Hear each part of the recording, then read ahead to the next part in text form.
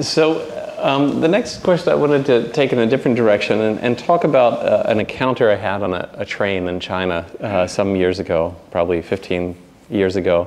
I met a Chinese follower of a Tibetan Lama in Qinghai province, and he was really happy to be studying Tibetan Buddhism. But the main reason he seemed happy was that he thought he'd found in this tradition a sort of permission to be a Buddhist and yet eat meat at the same time.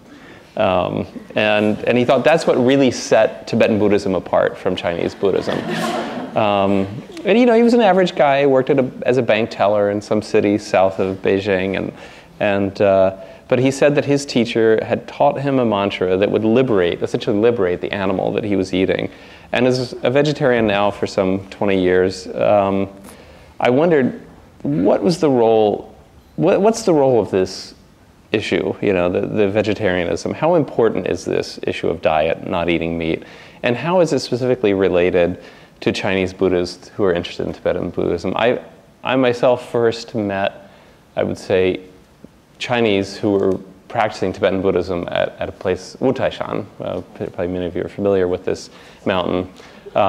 There were Han Chinese living in temples there, but practicing Tibetan Buddhism and being vegetarian. So that was my first encounter with Tibetan Buddhists who are vegetarian. Of course, there's a history of this, Shapgar and other such figures in Tibetan history, but for the most part, it's exceptional, except Larangar seems, you know, to have started somewhat of a movement to head in that direction. Was it an influence from Tibetan's own history, or from encounters with Chinese, or some kind of meeting in the middle of those two ideas? The last part of the question. So the last part, I'm thinking, I mean, Tibetan Buddhism has a tradition with figures like Shapgar, the famous Lama from Amdo who was vegetarian, and others, many others, of course. But for the most part, it's an exception in Tibetan Buddhism to be vegetarian. So is there an influence from China, sort of deliberate influence? 这个问题还是很好。我也会给很多汉族和尚就是用这句话来说他们。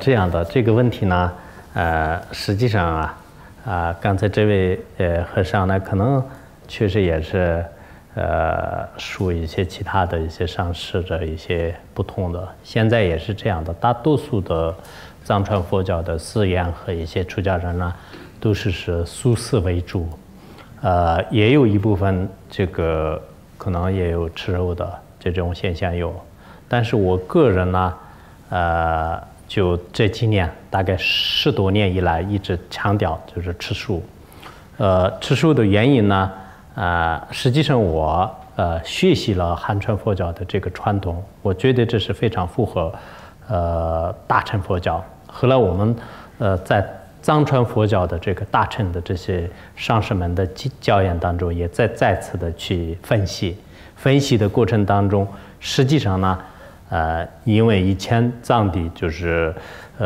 各方面的这个素材啊，交通也不方便啊，就是素材的运输啊等等，可能这些也是一种原因。还有一种原因呢，南传佛教的话呢，都有这个吃肉的一些吃三净肉，就是三清净的这种肉。但真正的这个佛教的最究竟密意呢，就是在大乘佛教当中。在大乘佛教当中呢，佛陀最后要接近涅槃的时候呢，他说了，就是对小乘的这种开示呢，实际上是临时的、不究竟的。那么最究竟的这种佛陀的这个教法呢，就是不吃众生的肉。就后来呢，我们如果是汉传佛教的这个有些说法是不合理的话呢，我们就自己认为不合理的话呢，我们不会接受的。但是它非常的这个合理于这个佛教的大乘佛教。同时呢，如果我们佛教徒这么多的人减少吃肉呢，那么就是对很多众生的生命呢，就是直接是有关系的。我们有100多个人，100多个人吃肉的话，那可能一顿饭就是一头猪，就一头猪或者一头牦牛呢，不一定够。如果我们100多个人吃素的话，那就是减少就是杀害的这种量。所以后来呢，我们就是可能佛学院呢也一直强调，就是包括汉族的这个和尚们呢，最好不要吃肉。